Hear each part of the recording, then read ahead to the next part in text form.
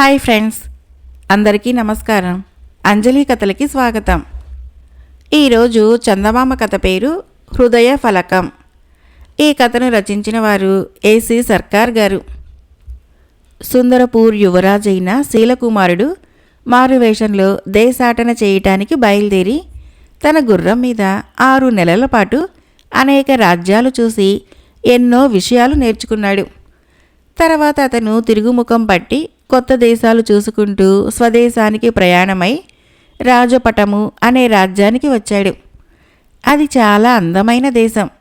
అక్కడి భవనాలు, కొలనులు, వనాలు అతన్ని తన్మయుణ్ణి చేశాయి. అతను నగరమంతా చూస్తూ ఉండగా అతనికి ఒకచోట ఎత్తైన ప్రాకారం కనిపించింది.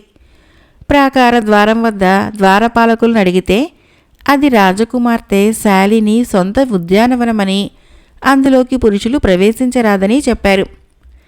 కానీ శీలకుమారుడికి ఆ ఉద్యానవనం ఎలాగైనా చూడాలనిపించింది.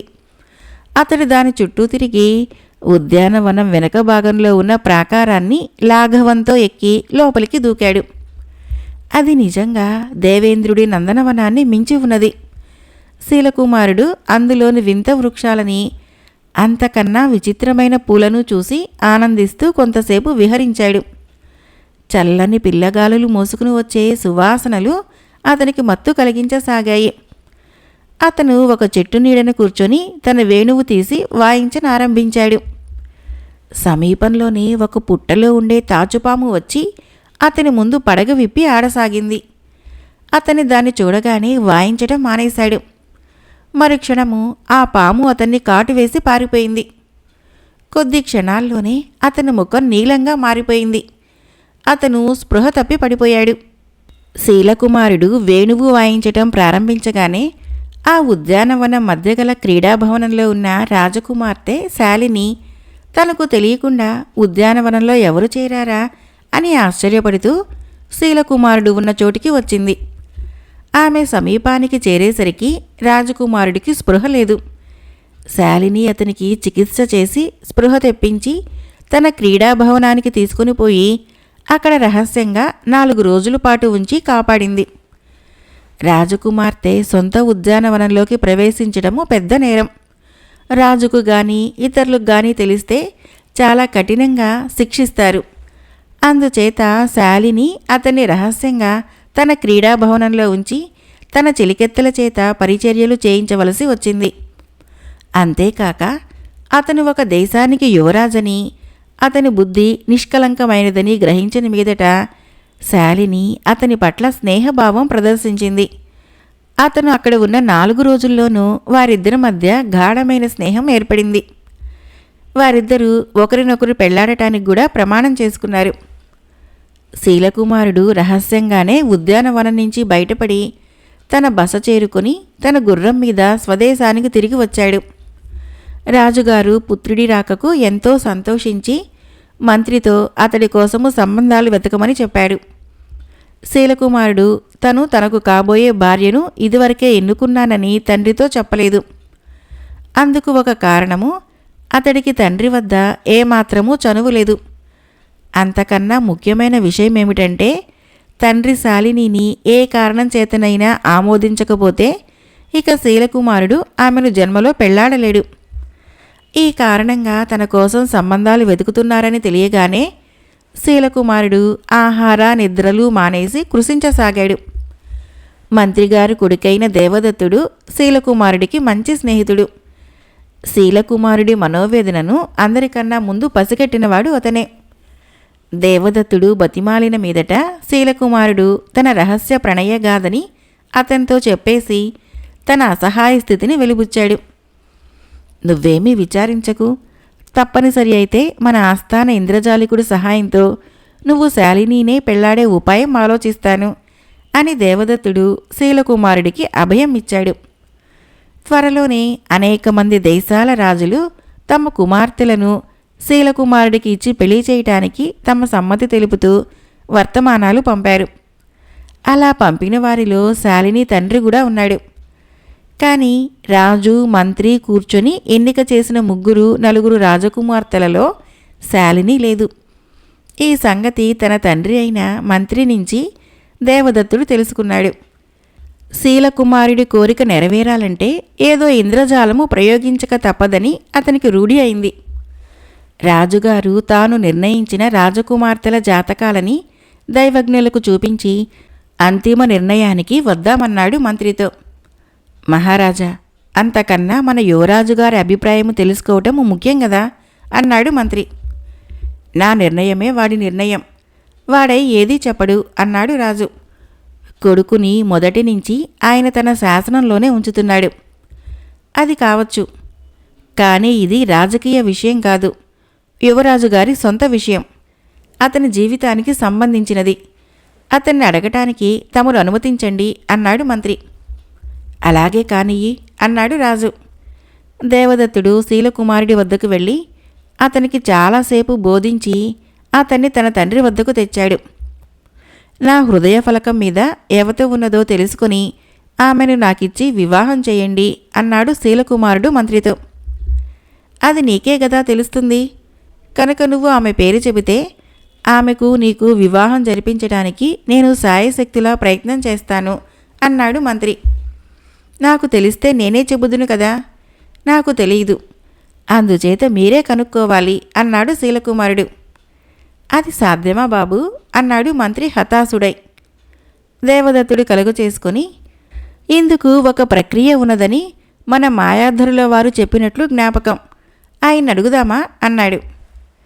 మంత్రి ఆస్థాన ఇంద్రజాలికుడైన మాయాధరుణ్ణి పిలిపించి సమస్య వివరించి చెప్పి, మన యువరాజుగారి హృదయ ఫలకం మీద ఉన్న ప్రేయసి ఎవరో అతనికే తెలియకపోతే పైవాళ్లు తెలుసుకోవటం సాధ్యమా అని అడిగాడు. మాయాధరుడు చిరునవ్వు నవ్వి, అందుకొక యోగ సంబంధమైన ప్రక్రియ ఉన్నది. ఒక రాత్రి అంతా యువరాజును మా ఇంట యోగ సమాధిలో ఉంచినట్లయితే బహిరంగ సభలో అందరి సమక్షాన అతని హృదయ రహస్యాన్ని అతనికి లోకానికి కూడా స్పష్టమయ్యేటట్లు చేయగలను. కానీ అటు తర్వాత అతనికి ఆ ప్రేయసితో వివాహం జరిగి తీరవలసి ఉంటుంది. లేని పక్షంలో అతనికి ఉన్మాదం కలగవచ్చు, అతను ఏ పనికి అర్హుడు కాకుండా పోవచ్చు. మీరు రాజుగారు ఇందుకు ఒప్పుకుంటే నేను నా యోగశక్తిని ప్రయోగించటానికి సిద్ధంగా ఉన్నాను అన్నాడు.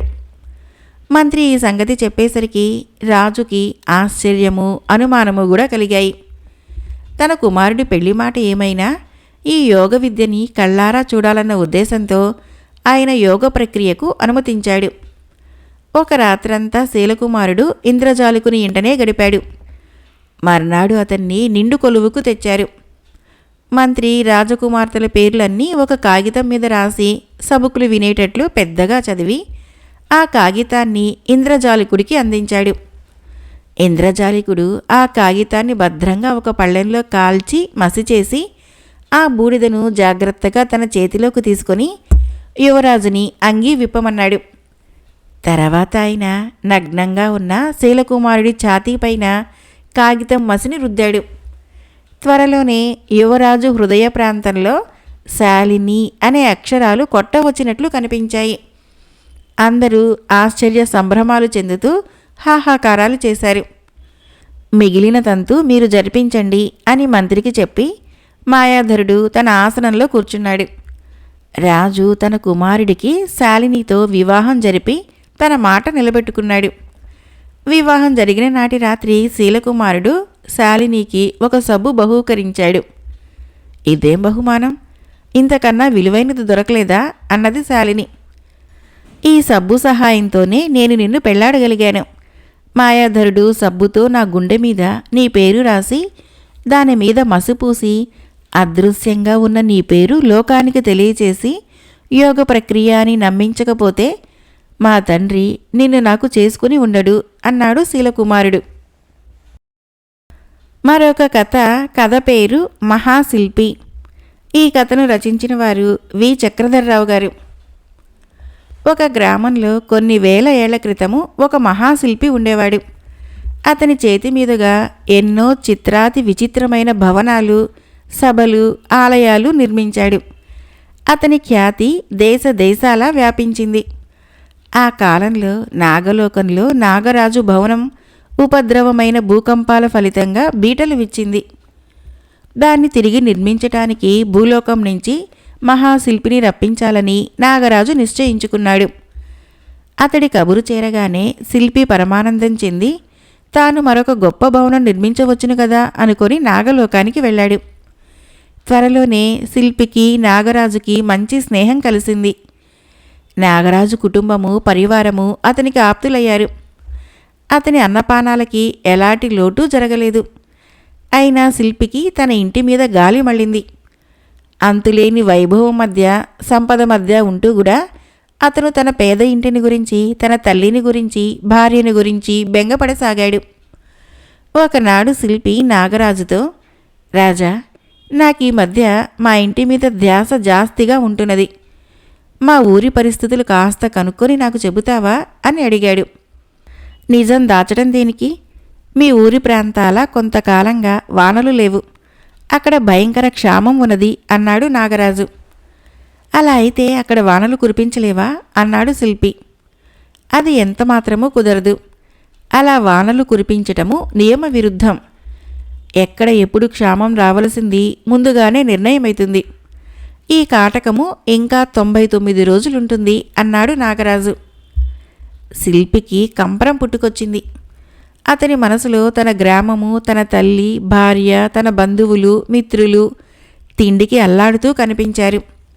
వాళ్ళు తిండి లేక, నీరు లేక, ఆకులు అలములు పీక్కు తింటూ క్రమంగా చచ్చిపోతూ ఉండటం అతను ఊహించుకున్నాడు. నాగరాజా, నిన్ను వేడుకుంటున్నాను, నా గ్రామానికి వాన పంపించు. నా వాళ్ళందరూ నీటి కోసము తల్లడిల్లిపోతున్నారు. వాళ్ళు దిక్కులేని చావు చేస్తారు అన్నాడు శిల్పి ఉద్రేకంతో. అమాయకుడా, వాళ్ళ గొడవ నీకు దేనికి? నా భవనం పని పూర్తి కాగానే నీకు గొప్ప బహుమతి ఇస్తాను. నీకు అంతులేని మణులు, బంగారము, వెండి ఇస్తాను. నువ్వు బతికి ఉన్నన్నాళ్ళు మహారాజులా బతుకు అన్నాడు నాగరాజు. నాకు వానే కావాలి.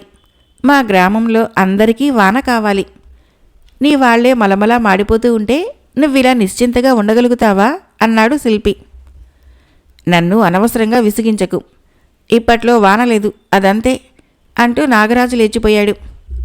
శిల్పి వెళ్ళిపోవటానికి తన పనిముట్లు అవి సర్దుకోసాగాడు. ఈ సంగతి విని నాగరాజు శిల్పి వద్దకు వచ్చి, నిష్కారణంగా ఏమిటి నీ అలుక అన్నాడు. లేదు నాగరాజా, నేను మా ఊరు వెళ్ళి అక్కడి పరిస్థితి ఏమిటో తెలుసుకోవాలి అన్నాడు శిల్పి. ఎవర్రా అక్కడ? ఈ దుర్మార్గుణ్ణి బంధించండి అని నాగరాజు తన సేవకులను కేకపెట్టాడు. క్షణంలోనే నాగసేవకులు వచ్చి శిల్పిని చుట్టుముట్టారు. ఇప్పుడు చెప్పు, నా భవనం మరమ్మత్తు పూర్తి చేస్తావా లేదా అని నాగరాజు అడిగాడు. మా గ్రామంలో వర్షం కురిపిస్తావా లేదా అని శిల్పి ఎదురు ప్రశ్న వేశాడు. కురిపించనని నీకు ముందే చెప్పాను అన్నాడు నాగరాజు. అలా అయినప్పుడు నేను నీ పని పూర్తి చెయ్యను అన్నాడు శిల్పి. వీణ్ణి తీసుకుని పోయి తల అంటూ నాగరాజు ఆగాడు.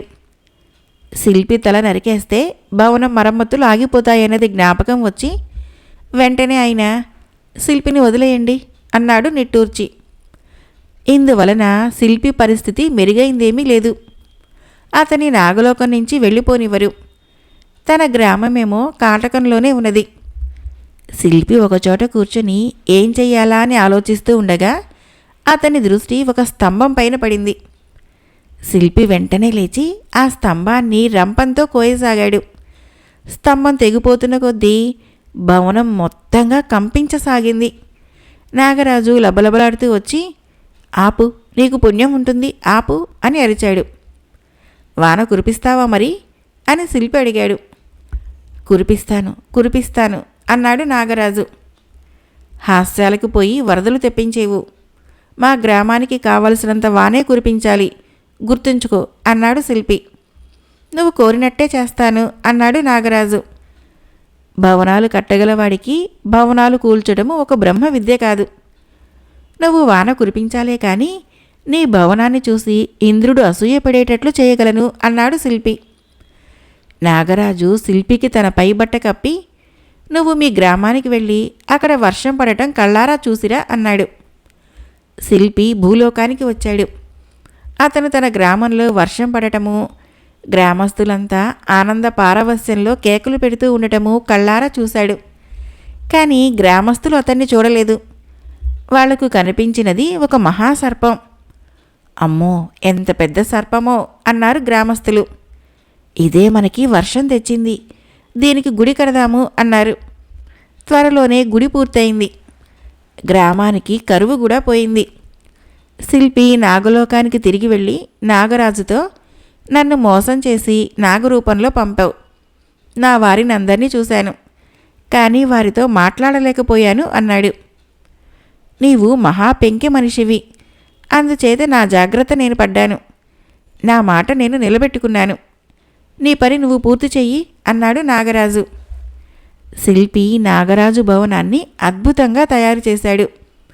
ఇంద్రుడు గృహప్రవేశానికి వచ్చి ఆ భవనాన్ని చూసి నిజంగానే అసూయపడ్డాడు. శిల్పికి నాగరాజు అంతులేని బహుమానాలిచ్చి ఇంటికి పంపించేశాడు. అతన్ని ఎరిగిన వాళ్ళు, ఇంతకాలము ఏమయ్యావు? నువ్వు లేనప్పుడు ఇక్కడ ఎటువంటి కరువు వచ్చిందనుకున్నావు? ఏదో దేవతా సర్పం వచ్చి వాన కురిపించింది, దానికి గుడి కూడా కట్టాం. కానీ కొంతకాలానికి అది ఎటో వెళ్ళిపోయింది అన్నారు. నేనే ఆ సర్పాన్ని అన్నాడు శిల్పి. చాలామంది అతని మాట నమ్మలేదు. అతని ఊళ్ళో అందరికీ తన అనుభవాలు చెప్పాడు. అప్పుడు జనం నమ్మటమే కాక అతను గ్రామానికి చేసిన మేలు తెలుసుకుని ఎంతో గర్వపడ్డారు. అటు తర్వాత ఆ గ్రామానికి సర్పపురం అనే పేరు వచ్చింది. మరొక కథ పేరు నిద్రపట్టని రాజు. ఈ కథను రచించిన వారు ఆర్. విఠలదాసు గారు. పూర్వము ఒక రాజుకి అష్ట ఐశ్వర్యాలు ఉండేవి. ఆయన నివసించే భవనం చుట్టూ పూల తోట ఉండేది. అందులో ఏడాది పొడుగునా చక్కని పూలు పూసేవి. ఆ తోటకు అవతల అడవి ఉండేది. అందులో ఆయన తప్ప మరెవరూ వేటాడరాదు. ఏ సుఖాలకు లోటులేని ఆ రాజుకి ఒక్క సుఖం లోపించింది. అదేమిటంటే నిద్ర సుఖం. ఆయనకు నిద్ర వచ్చేది కాదు. నిద్ర సుఖం లేనివాడికి మరే సుఖమూ లేదని రాజు గ్రహించాడు. నిద్ర రాకపోవటమన్నది ఒక పెద్ద జాడ్యమని ఆయనకు తోచింది. ఆ జాడ్యానికి ఆయన ఎన్నో చికిత్సలు చేయించుకున్నాడు. కానీ ఒక్క చికిత్స పనిచేయలేదు. దూరదేశాల నుంచి ఘన వైద్యులు వచ్చి మందులిచ్చారు. అందువల్ల కూడా ప్రయోజనం లేకపోయింది. రాజు ఒక రాత్రి అంతా పక్క మీద అటూ ఇటూ పొర్లి జీవితంతో విసిగిపోయాడు. ఆయన తెల్లవారగానే లేచి సామాన్యుడి దుస్తులు ధరించి ఎవరికీ చెప్పకుండా అడవిలోకి వెళ్ళిపోయాడు. కొంత దూరం వెళ్ళేసరికి రాజుకు ఏదో చప్పుడు వినిపించింది. ఆయన చిరాకు పడుతూ కాలిబాటల వెంబడి ఆ ధ్వని వచ్చిన దిక్కుగా వెళ్ళాడు. ఒకచోట ఒక మనిషి గొడ్డలితో ఒక చెట్టును కొడుతున్నాడు. రాజుకు ముందు వినిపించిన చప్పుడు అదే. చెట్టు కొట్టే మనిషి శరీరమంతా చెమట దిగగారుతున్నది. అతను చేసే పని చూస్తుంటే రాజుకి ఆశ్చర్యం కలిగించింది. పాపం, ఎంత కష్టపడి పనిచేస్తున్నాడు, ఎండ జాస్తి అవుతున్నది కూడాను అనుకున్నాడు రాజు. కొంతసేపు అయ్యాక చెట్టు కొట్టేవాడు గొడ్డలి దించి నేల మీద పెట్టి మురికి బట్టతో ఒంటి చెమట తుడుచుకొని నేల మీద వెల్లికిలా పడుకొని అమ్మయ్య అనుకున్నాడు. ఆ తర్వాత మనిషి పక్కకు పొర్లుతూ రాజును చూశాడు. ఎవరో తనకేసి తేరిపారా చూస్తూ ఉండటము కళ్ళబడగానే ఆ మనిషి చప్పున లేచి కూర్చున్నాడు. రాజు ఆ మనిషితో జాలితో చూసి చిరునవ్వు నవ్వుతో, నువ్వు చాలా అలసిపోయి ఉండాలి, ఎండ తీవ్రంగా ఉన్నది, కొంచెం విశ్రాంతి తీసుకోరాదు అన్నాడు. అయ్యా, మొదట మిమ్మల్ని చూసి తనిఖీదారు అనుకుని భయపడ్డాను. మీ మాటలు వింటుంటే మీకు శరీర శ్రమ అలవాటు లేనట్లున్నది అన్నాడు చెట్టు కొట్టేవాడు. నిజమే అన్నాడు రాజు. మీ బట్టలు శుభ్రంగా ఉన్నాయి, అరిచేతులు మెత్తగా కనిపిస్తున్నాయి. నా అరిచేతులు చూడండి ఎలా కాయలు కాసాయో. మీరు దర్జీ పని చేస్తారేమో అని ఆ మనిషి అడిగాడు. నేను దర్జీని కాను, కానీ ఒక మాట చెప్పు, ఇంత కష్టపడి పనిచేసినాక నీకు నిద్ర ఎలా పడుతుంది అన్నాడు రాజు. ఇది పిచ్చి ప్రశ్నగా తోచి చెట్టు కొట్టేవాడు గట్టిగా నవ్వి, నేను గంటల కొద్దీ నిద్రపోగలను, నల్లులు కుట్టినా తెలియదు అన్నాడు. నేను నమ్మలేను అన్నాడు రాజు. మీరెందుకు నమ్మలేరు? నాకే డబ్బుంటే వారం రోజుల పాటు నిద్రపోతాను, కానీ పేదవాణ్ణి, పని చేస్తే గాని పొట్ట గడవదు. నేనే కష్టపడకపోతే నా భార్య బిడ్డలు ఆకలితో మాడిపోతారు అన్నాడు ఆ మనిషి. మన రాజుకి నిద్ర పట్టదని నువ్వు వినలేదు అని రాజు అడిగాడు. అదే నాకు వింతగా ఉన్నది. ఆయన నాలాగా కష్టపడి పని చెయ్యక్కర్లేదు. పడుకోవటానికి మెత్తని పట్టుపరుపులున్నాయి. ఎందుకు నిద్రపోలేడో అన్నాడు ఆ మనిషి. రాజు మాట్లాడలేదు. చెట్టు కొట్టేవాడు లేస్తూ, నేను కూర్చొని కబుర్లు చెప్పటానికి లేదు.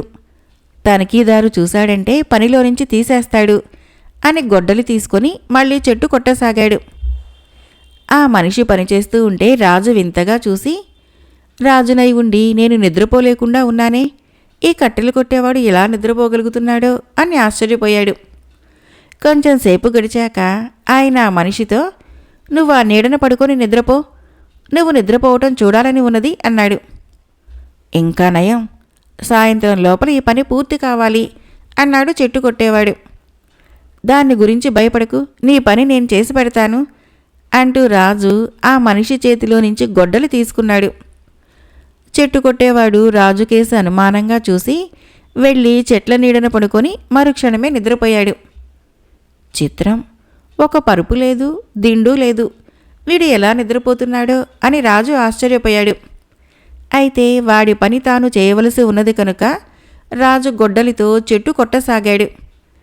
త్వరలోనే ఆయనకి చెమట పట్టింది. చొక్కా విప్పేయవలసి వచ్చింది. చెట్టు కొట్టడము ఎలాగైతేనేం పూర్తయింది. రాజు చేతులు బొబ్బలెక్కాయి. నడుము చేతులు తీపు పెడుతున్నాయి. ఆయన వెళ్ళి చెట్టు కొట్టేవాడి పక్కనే నేల మీద నడుం వాల్చాడు. కొద్ది క్షణాలకల్లా ఆయన కళ్ళు బరువెక్కి మూసుకుపోయాయి. ఆయన గాఢ నిద్రలో పడ్డాడు. సాయంకాలమైంది. ఏ కూలీవాడు ఎంతెంత పని చేశాడో చూస్తూ తనిఖీదారు అక్కడికి వచ్చి, కూలీవాడు మరొక మనిషి పక్కన పడుకొని గాఢ నిద్రలో ఉండటం చూసి, లేవరా గాడిదా అంటూ వాణ్ణి ఒక తన్నుదన్నాడు. రాజు కళ్ళు తెరిచి చూసి, ఎందుకలా గావు కేకలు పెడుతున్నావు? వాణ్ణి నిద్రపోని, అలసి ఉన్నాడు అన్నాడు. నువ్వెవడువు నాకు చెప్పడానికి? నేను ఈ అడవికంతటికి తనిఖీదారుణ్ణి అన్నాడు ఆ ఉద్యోగి పొగురుగా. రాజుకి పట్టరాని ఆగ్రహం వచ్చింది. త్రాష్టుడా, వాణ్ణి లేపావో నీ గొంతు నులిమేస్తాను అన్నాడాయన పళ్ళు కొరుకుతూ. తనిఖీదారు బెదిరి వెనక్కి తగ్గుతూ, నేను మళ్ళీ వచ్చి నీ అంతు తేల్చకపోతే చూసుకో అని బెదిరించాడు. ఈలోపుగా రాజభవనంలో రాజుగారు ఏమైపోయింది తెలియక పరివారము ఆయన కోసం వెతకసాగారు. వారిలో కొందరు అడవిలోకొచ్చి రాజును బెదిరిస్తున్న తనిఖీదారుని చూసి, ఏమయ్యా, రాజుగారు గాని కనిపించారా అని అడిగారు. రాజుగారి మాటేమో గాని ఇక్కడ రారాజు ఒక ఆయన దాపరించాడు, అడుగో అంటూ మారువేషంలో ఉన్న రాజును చూపించాడు తనిఖీదారు.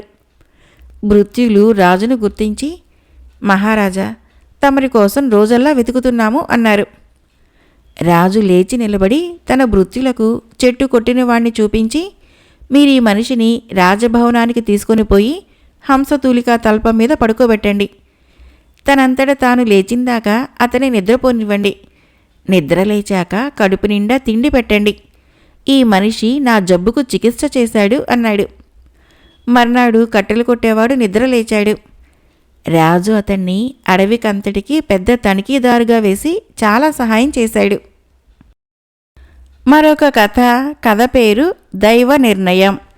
ఈ కథను రచించిన వారు ఎస్ కుమారస్వామి గారు. హిమాలయపు దిగువ కొండలలో ఒక లోయ ఉండేది. ఆ లోయలో అనేక వేల ఏళ్లుగా ఒక కొండ జాతి నివసించేది. ఆ జాతి వాళ్ళు పశువుల్ని పెంచి ధాన్యం పండించి జీవించేవాళ్ళు. అయితే రాను రాను ఆ లోయలో పంటలు పండించటము, పశువుల్ని మేపటము కూడా చాలా కష్టమైంది. దానికి కారణమేమిటంటే, ఏటా కొండల మీద నుంచి చిన్న పెద్ద బండరాళ్ళు లోయలోకి దొర్లి వచ్చి పడుతూ ఉండేవి. వందల కొద్దీ ఏళ్లు గడిచేసరికి లోయ దాదాపు అంతా రాళ్లమయమైపోయింది. దీని ఫలితంగా పంటలు సన్నగిల్లాయి, పశువులు బక్క చిక్కాయి. ఆ లోయలో ఉండటము జాతి వాళ్ళకి దుర్భరమైంది. జాతి యువకులు కొందరు తమలో తాము చర్చించుకొని తమ నాయకుడి వద్దకు వెళ్ళి, తాత, మనం చోటు మార్చకపోతే నామరూపాలు లేకుండా పోతాం. కడుపు నిండా తిండి మనకు లేదు, మన పశువులకి లేదు. ఈ లోయ వదిలి మరొక చోటు చూసుకుందాము అన్నారు. వృద్ధ నాయకుడు వాళ్ళకేసి విచారంగా చూసి, ఈ లోయ అనాదిగా మనదిరా. మన ముత్తాతలు వాళ్ళ ముత్తాతలు ఈ గడ్డలోనే కలిసిపోయారురా. ఇంకో చోటుకి వెళితే మన బ్రతుకు మారిపోతుంది. మనము మారిపోతాము అంటూ తాను చెప్పవలసిన మాటలు చెప్పాడు. మన బతుకులు బండలపాలు చేసుకునే కన్నా మార్చుకోవటమే మేలు అన్నారు జాతి యువకులు. ఈ లోయ చచ్చింది, ఇందులో మనం బతకలేము అన్నారు కొందరు. ఈ లోయ చావలేదురా, నేను చూపిస్తారండి అంటూ వృద్ధనాయకుడు యువకుల్ని ఒక వెడల్పైన బండను చూపించి దాన్ని పొర్లించమన్నాడు. 10 మంది పట్టి ఆ బండను ఎత్తి పక్కకు తోశారు. దాని క్రింద నల్లని మట్టి ఉన్నది. ఆ మట్టి బంగారంరా, అందులో బంగారం పండుతుంది, రాళ్ళన్నిటి కింద ఇలాంటి మట్టే ఉన్నది అన్నాడు వృద్ధుడు. లోయ నిండా వేల కొద్దీ రాళ్లున్నాయి, వీటన్నిటినీ ఎట్లా పొర్లిస్తాము, ఎక్కడికి దొర్లిస్తాము? నువ్వు మన కోసము ఇంకో చోటు చూడాల్సిందే అన్నారు యువకులు. సరే, మీరన్నట్టే కానివ్వండి, నేను మన గణదేవతను కొలిచి ఆవిడ ఆజ్ఞ ప్రకారం ఏదో ఒకటి చేస్తాను అన్నాడు వృద్ధనాయకుడు. ఆ మర్నాడే ఆయన తన జాతి వాళ్ళనందరినీ సభకు రమ్మని పిలిచాడు. ఆడ, మగ, బాల, వృద్ధ సభకు వచ్చారు. గణదేవత నిన్న రాత్రి నాకు కలలో కనిపించి చెప్పింది, మనం ఆ తల్లికి పెద్ద ఆలయం కట్టాలట, దాని చుట్టూ మన ఇల్లు కట్టుకోవాలట, అప్పుడు గాని మనకు మంచి రోజులు రావట అన్నాడు వృద్ధుడు. అందరికీ ఎక్కడలేని ఉత్సాహము వచ్చింది. చిన్నపిల్లల దగ్గర నుంచి సహాయపడి ఆలయం కట్టడానికి రాళ్లు తెచ్చి ఒక చోట చేర్చారు. కొద్ది కాలంలోనే గుడి లేచింది. గర్భగుడి 6 నిలువుల ఎత్తు ఉండాలని వృద్ధుడు అన్నాడు. ఆ ఎత్తుకు రాళ్లు పేర్చి దానిమీద ఆలయం నిర్మించారు. తర్వాత మరికొన్ని రాళ్లు తెచ్చి ఆలయం చుట్టూ ఇల్లు కట్టారు. ఈ పనులన్నీ పూర్తయ్యేసరికి లోయలో 3 వంతుల నేల బయటపడింది. అది చాలా సారవంతమైన నేల. అందులో ఏ గింజ నాటినా మొక్క మనిషి ఎత్తు లేచి కంకులు విరగ కాసింది. మట్టి అంతగా లోతులేని చోట్ల చక్కని పచ్చిక మొలిచింది. ఈ విధంగా మనుషులకి, పశువులకి ఏనాడు లేని ఆహారం లభించింది. ఆ బాలగోపాలము చాలా తృప్తి చెంది తమ గణదేవతకి కొలుపులు చేసుకున్నారు. కథ అయిపోయింది.